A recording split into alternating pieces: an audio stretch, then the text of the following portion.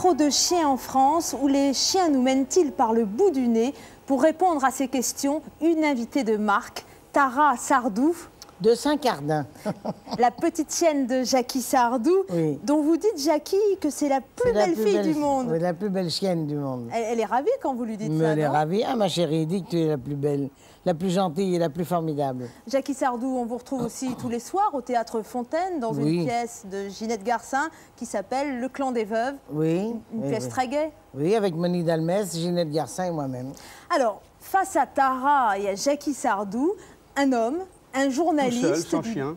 Oui, un journaliste du Nouvel Observateur, Fabien Gruyé, qui lui a aboyé, alors très fort, dans un livre intitulé Bas les pattes, aux éditions Régine Deforge, on peut le dire. On doit le dire. Alors, vous écrivez que la France est pourrie par les chiens, que les Français feraient mieux de faire des enfants plutôt que d'entretenir 37 millions d'animaux domestiques. Et vous dites même que des chiens empaillés dans un musée, ce serait bien mieux. Alors, si je vous ai bien compris, il faut se débarrasser des chiens et très vite. Écoutez, je trouve qu'il y en a vraiment beaucoup trop. La France a le record du monde. En France, il naît à peu près 1 million de chiens par an contre 700 000 enfants. Je trouve que c'est un déséquilibre un peu bizarre. Jackie Sardou, vous pourriez c'est pas de la faute du chien. C'est pas de la faute du chien. C'est de la faute du mec s'il veut pas faire des gosses. C'est vrai aussi que c'est pas aux chiens que j'en ai vraiment, mais c'est aux gens qui en ont, comme vous, madame. Eh bien, monsieur, moi, je vais vous dire, je vous plains beaucoup de ne pas avoir de chien. Bah, écoutez, je vous le laisse, votre chien. Si vous saviez, vous avez tort. Elle ne voudrait pas de vous, d'abord. Oui, mais vous savez, si vous saviez la joie il suffit de le nourrir, madame, pour qu'il soit content. Non, monsieur. On parle d'amitié désintéressée. Non, monsieur, d'amitié désintéressée, vous faites rigoler. Mais... Vous l'avez acheté, il vous a pas sauté dessus parce qu'il vous aimait. Elle représente quoi, Jackie Sardou, tout dans Tara, la vie, pour vous? Tout dans la vie. Expliquez-y de convaincre la confiance, Fabien elle représente la tendresse. Et surtout quand on se trouve seul dans la vie, quand on pousse une porte et qu'il n'y a personne derrière, quand on se réveille le matin, personne pour vous dire bonjour, quand vous vous couchez le soir, personne pour vous caresser. Reconnaissez que c'est un succès d'année.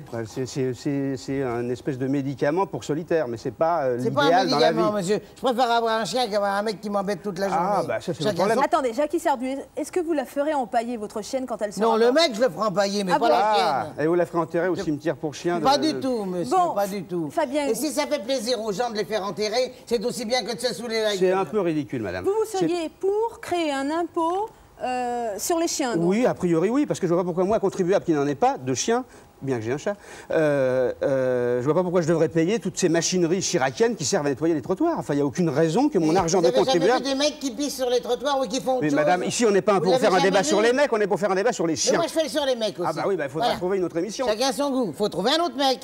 On n'est pas d'accord. Ah bah, je suis pas là pour... moi, je suis pas d'accord. Moi, les chiens, pour moi, c'est formidable. C'est la confiance, c'est la vie. Mais c'est la confiance parce que vous le nourrissez. Bon, alors, Jackie Sardou... Parce qu'un mec, il suffirait peut-être pas que vous le nourrissiez pour qu'il vous aime. Jackie Sardou...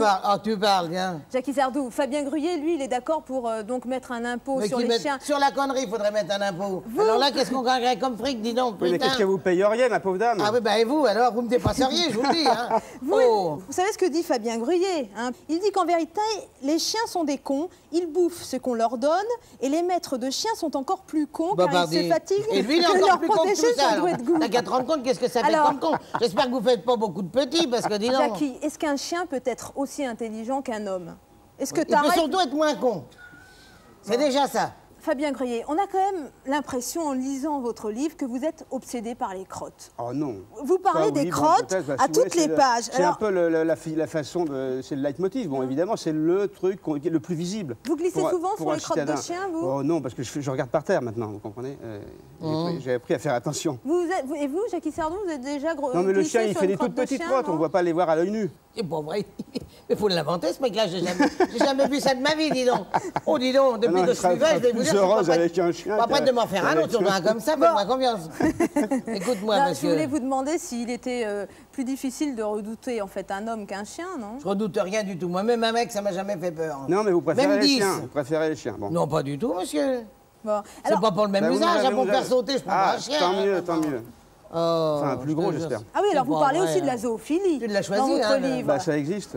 La zoophilie. Alors, Jackie Sardou, monsieur parle de la zoophilie dans son livre. Vous en pensez quoi, vous? Oh, je pense rien du tout. Je pense rien de son livre. Je vais dire, je le lirai pas et je recommande madame, pas. Vous ne pouvez pas le lire. Les gens qui ont des chiens ne lisent pas. Je recommande. Alors, vous n'allez pas avoir beaucoup de clients. Alors, je vais vous dire. Hein. Jackie Sardou, alors, tenez-vous bien, vous êtes assise. Oui. La conclusion, en fait, de Fabien Gruyé, de ce livre, c'est que demain, ce sera pire. Demain, l'animal que votre voisin du dessus emmènera pisser le soir ne sera plus un chien, mais un cheval. Ben, un homme aussi, il emmène pisser. Ils pissent dans tous les coins de rue, les mecs.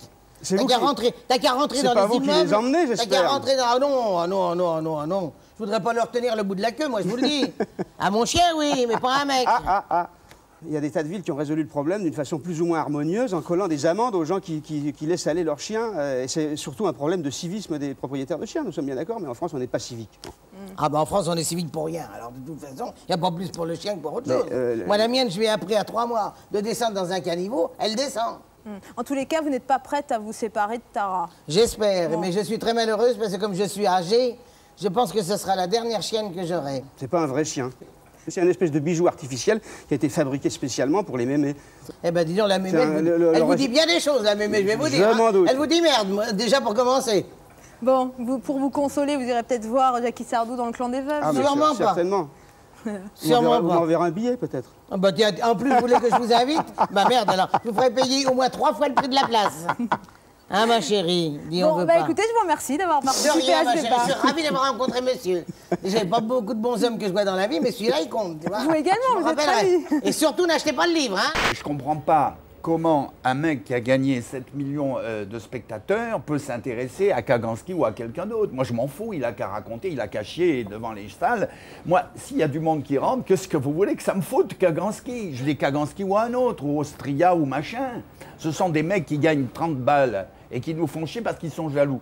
Et ça, je le sais, parce qu'ils envoient des scénarios chez moi en me demandant, en me suppliant de pas lui forcément, mais des collaborateurs à lui, pour que je fasse un film. Et quand je le refuse, eh bien à ce moment-là, ils me descendent. Mais qu'est-ce que je m'en branle, moi, Je ne crois pas que ça fonctionne comme ça. Mais mon cher Kaganski, voyons, Cher alors, Jean-Pierre Mocky, les Inrecuptibles, vous savez, ils sont pas non, tellement... hein, il faut ça, c'est pas un journal, c'est un journal comme un autre. C'est pas... On le monte, etc. Télérama, en fait, Télérama, c'est des cathos, et moi, votre collaborateur me traite de catholique alors que je suis juif. Alors merde, c'est complètement débile. Vous comprenez? Vous racontez des conneries. Mais le défaut qu'on a, nous, que ce soit le compte, celui-là ou un autre, c'est de s'intéresser à vous. Pourquoi on s'intéresse à vous? Pour 3 lignes dans un journal de chiottes, pourquoi voulez-vous que moi je m'intéresse? Je ne vais pas me branler devant votre article. Et je ne comprends pas comment M. Jeunet est resté 20 minutes à se demander ce qui se passait parce qu'il avait lu 3 lignes. Moi, quand le Canard enchaîné cette semaine me fait un truc, je ne connais pas le mec. Il ne m'a jamais demandé un scénario. C'est un type que je ne connais pas, il signe par 2 initiales. Il ne s'appelle pas Kaganski, il s'appelle PV. Alors, moi, je ne sais pas qui c'est, mais il dit que mon film est bon. Et il ne vient pas me dire que j'ai pas de fric pour faire des films. C'est comme si on me disait aujourd'hui, je suis mal habillé, parce que c'est ce que vous faites. On dit, il y a monsieur, un ami à moi, un ancien ami, écrit dans Le Monde que le film est pauvrissime. Alors, on doit cracher sur les gens pauvres. Quand vous voyez un mec qui est mal habillé dans la rue, qu'est-ce que vous faites alors? Vous lui crachez à la gueule? Alors je peux non, mais répondre. c'est ce que vous faites, parce que la majorité des critiques qui ont descendu mon film le traitent de pauvre, de nul, parce qu'il n'a pas de fric. Et ça, je ne l'admets pas. Vous comprenez? Parce que M. Tati, il n'avait pas un rond quand il a commencé. Monsieur Vigo, il est mort à l'hôpital. Monsieur Tati et Monsieur Vigo ont été largement défendus par les critiques. Ah, tu parles? Les hein. critiques. Tu connais les même critiques. pas Tati. Et, moi, je l'ai connu, on se baladait avec J'ai vu bobines, ses films. Personne n'en voulait de ces films. Ça faisait 2 ans qu'il tournait La avec son critique jour n'est de pas fête. responsable Allez, de ça. allez. Apprenez le cinéma, Monsieur Kaganski. Commencez par l'apprendre avant d'être rédacteur en chef d'un journal de cinéma. Vous y connaissez que dalle. Voilà. Point. Voilà, c'est tout. Maintenant, je me tais parce que vous commencez à me faire chier. Bon, Tous. C'est possible qu'on n'y connaisse que dalle. Que dalle. Ça se discute. Qu'on attaque les cinéastes parce qu'ils sont pauvres, c'est absolument faux. Comment? Mais tout le monde dit que mon film n'est pas bon parce qu'il est pauvre. Alors, tu comprends? Ça va pas, ça. il y a des tas de films qui ont été défendus. Il sera mieux fait. Il y a des tas de films qui ont été défendus dans Les Inrecuptibles ou ailleurs, des films qui étaient avec petit budget, des films de cinéastes pauvres. Et alors, alors pourquoi moi on dit que c'est pauvre alors qu'à celui qui est pauvre on lui dit pas qu'il est pauvre? Les critiques ne travaillent pas en fonction de la personnalité d'un cinéaste. Ils travaillent et ils réagissent en fonction d'un film, en fonction d'une œuvre. Ils réagissent par rapport au film qu'ils veulent faire. Parce que vous voulez tous faire un film et quand le film qu'on fait, nous, ne correspond pas à ce que vous voudriez faire, vous le descendez. Jean-Pierre, je me sens parfaitement libre et serein par rapport à ça. J'ai jamais voulu faire un film. Le Festival de Cannes, je pense que beaucoup de gens savent que c'est la plus grande réunion mondiale des gens de cinéma et que c'est la plus grande concentration à la fois de films, puisque dans l'ensemble du festival et de ses satellites, on présente 400 films, et la plus grande concentration... C'est une grosse merde. Oh non! C'est pas possible! C'est pas possible! Et donc, en plus de ça, la plus grande concentration de presse du monde, C'est pas sérieux! 1800 journalistes. Je vais prendre le relais. Merci beaucoup. Je vais prendre le relais. Gardons notre calme. Le relais. Ça Oui. pique un peu. Oui. 1800 journalistes, 400 films Oui. et 35 000 professionnels du monde entier qui sont réunis là pour à la fois faire l'équilibre entre l'art et le commerce. Donc voilà en quelque sorte, si vous voulez, ce qu'a été le Festival de Cannes depuis des années. J'ai été un peu triste d'apprendre que Louis Malle disait tout à l'heure que notre rideau de scène était fragile, alors que vous voyez nos costumes. Mais vous savez, non, je veux dire, le Festival de Cannes a toujours suscité chez les journalistes, dans le public, partout, un grand mouvement. Que ce soit un mouvement punk, que ce soit un mouvement violent. Oui. On a vu à chaque fois au Festival de Cannes des événements tout à fait troublants. Et je pense que là, en ce moment, ce qu'on est en train de vivre, c'est un moment important du festival. Ça prouve que le festival vit. Ah, ça, comme vous dites. Comme vous dites. Non, je crois que, vous savez, il ne faut pas... Cherchez la police! Non, faire trop quoi attention non, c'est pas la peine. ce genre de... Vous êtes vous le délégué général du Festival de Cannes. Bon, vous êtes un homme Notre ambition cette année était de détendre l'atmosphère.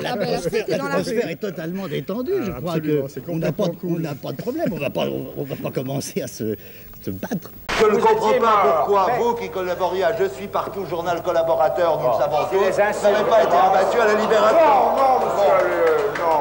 Vous avez, je vous rappelle un certain nombre de choses précises. Je croyais. Alors. Philippe, une seconde, Philippe. En tout cas tendu. Une seconde. Je rappelle des choses vraies. Je veux dire un mot. Bon, je croyais. je vous réponds. Une seconde. Je voudrais dire un mot parce que quand même ça devient très grave. C'est plus publicité, littérature. Un des grands collaborateurs de Je suis partout. Non, écoutez, je vous en prie. Je suis désolé. Qui dénonçait les Juifs. Quoi? Bon, alors. Quoi? Alors. Philippe, vous le savez, c'est vrai ou c'est vrai? Ça a été prouvé. Non. Enfin, non. Alors, c'est lui qui a... Calme.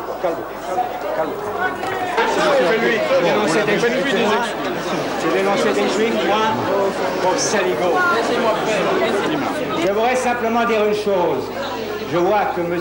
Allier a utilisé les procédés les plus bas pour faire une fois de plus pour créer l'événement. Je croyais qu'il est simplement l'imitateur de Chateaubriand. Je vois qu'il est celui de Thierry Le Luron. Là, c'est pas fort, parce que c'est ignoble de parler de cette manière-là.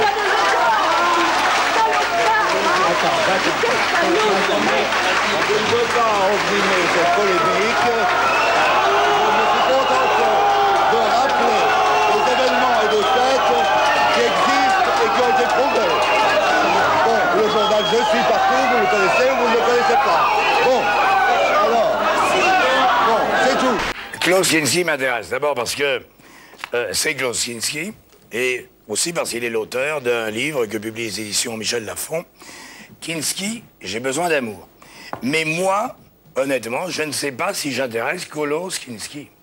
Parce que vous avez une horreur, mais alors absolue, on le lit dans votre livre, des gens qui vous parlent, des gens qui vous interviewent, et surtout, en plus, c'est un mec, non? Oh, ça dépend si la fille est mignonne, non, mais c'est moche, oui. Ou alors et fait une erreur. surtout, non, pas tellement, non, elle est des grands journalistes femmes, quand on est la Palacci, tout ça, vous connaissez bien sûr. Mais ça dépend un peu à ça, parce que j'ai eu tellement marre des interviews qui sont toujours, en général, des trucs gratuits. Alors, j'ai demandé vraiment toujours, je demande aux gens de demander à la rédaction, est-ce que c'est une fille? Alors, si c'était une fille, ça va, alors, est-ce qu'elle est jolie? Naturellement, il dit toujours, elle est jolie. Et alors, j'ai fait le rendez-vous toujours là où je pouvais échapper quand elle n'était pas jolie. Alors, c'est arrivé comme ça. Enfin. Voulez-vous les jolis pour les baiser? Non, je veux les jolis parce que c'est plus sympathique de parler avec une personne qui est jolie, qui est belle, c'est-à-dire pas seulement ces trucs superficiels, comme le nez et la bouche, mais une personne peut être très très belle par son esprit et par son âme. Oui, mais alors, vous les voulez très belles, vous les femmes, et vous dites, j'entraîne tout ce que je peux attraper comme un faune, et je baise, je baise, je baise. Les vendeuses, les serveuses, les bonnes, les femmes mariées, les mères de famille, les négresses d'Haïti, du Mozambique, de la Jamaïque, des Françaises, des touristes américaines, j'en passe, il y a tout un paragraphe. Mais là, elles ne sont pas toutes belles quand même. Celles que vous baisez sur le lit, par terre, aux toilettes, sur le bidet, par derrière un genou, sur le ventre, debout, penché. Ok, mais vous avez lu le livre, non? Oui. Alors, vous n'avez pas lu ou pas compris une autre phrase que j'ai dit, qui était très importante vers la fin du livre. J'ai dit, la plus grande découverte que j'ai faite dans ma vie, en regardant les femmes, c'est toutes les femmes sont belles. Si j'ai dit toutes les femmes sont belles, alors qu'est-ce que ça veut dire? Ça annule la discrimination, je sais pas quoi, là, que vous essayez de me faire, quoi. C'est ridicule. Ah, c'est vous qui l'écrivez, Klocinski. C'est mon opinion. Je n'écris rien dans le livre qui n'est pas vrai. Alors, là, on n'a rien à discuter sur les choses que j'ai écrites. Là, je vous énerve. Un peu. Au début, un peu, parce que c'est pas un bon début de parler avec moi. J'ai fait ça ailleurs, j'ai fait ça partout et depuis toujours. Aujourd'hui, beaucoup plus conséquent que jamais. Parce que je crois pas... Enfin, cette émission, cela, ou une autre émission, un article dans le magazine, dans les journaux, c'est pas pour nous. C'est pas nous, on masturbe là. C'est pour le public. Il faut avoir un respect pour le public. Dans le sens, il faut donner un beaucoup plus grand crédit au public qui on donne au moins le même qu'on donne à soi-même. Parce que mais oui, je ne crois pas. Les gens achetaient le livre, achetez pas le livre. C'est pas une discussion. Ah, vous avez écrit là, et là, et me mettre dans un coin. Personne ne me met dans un coin. On peut poser les questions. Si les questions ne sont pas idiots, je réponds. Si les questions sont idiots, je ne réponds pas. Oui, mais vous avez c'est très facile. Alors, très limité, qui veut s'amuser, là? Je sais pas, je suis pas le partenaire pour m'amuser à cette manière-là. Bon, alors, dites-moi. C'est pas la peine... Non, écoutez bien, avant on continue. C'est pas la peine de continuer, de suivre cette manière, parce que je ne suis pas le partenaire pour ça. Bon, alors, le public, vous n'en parlez jamais dans votre livre. Ah, bien sûr. Toutes les choses que j'ai faites, tous les trucs que j'ai fait dans ma vie, les 260 films, je sais pas quoi, j'ai fait pas pour moi-même. Mais c'est inclus, on ne parle pas. Ici, dans ce pays, je vous dis, j'aime beaucoup ce pays et j'aime les gens. On parle trop. On parle gratuitement trop. C'est connu d'ailleurs, c'est pas l'unique qui dit ça, ok? Alors, on veut toujours faire le trappe aux gens. Il n'y a pas de trappe non, mais je ne veux pas faire de trappe. Mais qu'est-ce que veut dire on ne parle pas? C'est une accusation, quoi? Pourquoi je dois parler dans mon livre des publics? Pourquoi? Non, mais vous me dites que c'est un livre pour le public. J'ai dit, maintenant, cette émission, c'est pas pour vous, c'est pas pour moi. Non. C'est pour les gens que vous espérez, ils regardent aussi la prochaine fois, et regardent. Mais oui, mais les gens qui me regardent et qui ont aimé, par exemple... Je crois pas. Laissez-moi parler, parce que moi, je suis là pour parler, sinon on m'emmerde. Alors, vous êtes là ici pour vous masturber vous-même. Pourquoi? Fuck you! Qu'est-ce que ça va nous apporter comme supplément d'âme, le virtuel, alors, dans l'avenir et dans ce siècle qui avance à grands pas? La distance, l'époquet, le Husserl, la phénoménologie, une capacité d'abstraction. Alors que la ça distance nous à soi-même. La distance à soi-même. Non, on a Husserl. Une capacité de distance. C'est terrifiant, on en est à Husserl, mais je ne sais pas. J'étais en train de parler d'abstraction. Il semble que pour certains observateurs, comme le roi Gourand, le progrès de la civilisation vient de la capacité à l'abstraction. Vous êtes un représentant. Je suis en train de dire que le progrès de l'homme vient de l'abstraction. Et cette abstraction, en particulier aujourd'hui, c'est la capacité à se distancer, à se mettre hors de soi-même. Et vous vous mettez hors de vous-même pour avoir plus de conscience de vous-même. Et donc, ce que j'essaye de dire, c'est qu'aujourd'hui, avec le virtuel, nous avons une capacité d'abstraction supplémentaire qui va nous faire progresser. Au moins encore du progrès, mais bon Dieu, c'est le plus grand mensonge de l'histoire de l'humanité. Le seul progrès actuellement, ce serait le saut du tigre dans le passé. Faire la révolution, c'est remettre en place des choses très anciennes mais oubliées. Celui-là, il n'était pas subversif, il s'appelait Peggy. C'était un bon français. Alors, continuez à courir en avant, vous courez à l'abîme, Et la chétive Pécor s'enfla si bien qu'à la fin, elle creva. Mais vous serez morts, mais c'est les jeunes que vous faites crever, les générations futures que vous programmez. Il n'y a jamais eu une seule époque dans l'histoire de l'humanité où les générations étaient programmées pour 3 ou 4 générations en avant. Ça s'est jamais vu. Et c'est ça la barbarie, et c'est au-delà de la barbarie. On en est à la férocité. Incroyable. Mais alors attendez, on va reprendre la conversation. Quand même me défendre un tout petit peu, parce qu'elle m'a traité d'agent de la CIA. Vous nous avez dit que l'avenir des images allait nous donner un supplément d'âme. Pourquoi et de quelle façon et de quelle manière? Écoutez, moi je connais un prophète qui disait que Ninive allait disparaître sous les eaux. Et puis finalement il s'est plaint que Ninive n'ait pas disparu sous les eaux. Je ne crois pas au grand prophète du grand soir. Je ne crois pas à cette espèce de déversement de hargne, de bile et de haine. Je crois que le monde va grosso modo vers quelque chose qui s'appelle l'avenir. Moi je pense que... Moi écoutez monsieur Straub, je pense que vous êtes extrêmement pessimiste. J'adore la planète. Et j'adore la vie et chaque instant Monsieur Straub, et c'est par Monsieur Straub, Monsieur Straub, vous ne me ferez j'ai pas 3 enfants. haineux. Monsieur Straub, vous êtes haineux. Et moi je peux vous dire que moi l'avenir de l'aime. Et je pense que le grand message que j'ai envie de donner à l'avenir, c'est un message d'amour. Parce que moi j'ai 3 enfants et ils vont vivre cela. Et vous, vous avez simplement un tombereau de haine et d'injures à déverser. Je vous ne connaissez pas, vous m'avez agressé. Vous savez même pas qui je suis. Et vous me traitez d'agent de la CIA. Mais c'est incroyable. Vous êtes haineux. Et ceci est absolument insupportable. J'ai jamais été traité comme ça. Et vraiment, je ne comprends pas que vous soyez à ce point un tombereau comme ça de haine noire. Et vous parlez allemand. Et vous parlez allemand avec une espèce de haine qui est incroyable. Et vraiment, je suis hors de moi. Parce que non, je voudrais simplement dire une seule chose. Je crois que la vie est compliquée, le monde est complexe, il se globalise, il se virtualise. Eh bien, on va pourtant vers des choses qui sont vers du plus. Et je le sens comme ceci. Pourquoi et comment? Je peux vous donner un exemple. Imaginez, on a montré un aveugle qui était équipé d'un casque stéréo qui était relié par satellite. Il pouvait se promener dans le monde réel en étant connecté par satellite à une carte qu'il portait sur son ordinateur. C'est bien qu'il pouvait se promener dans le monde réel en étant guidé par les sons.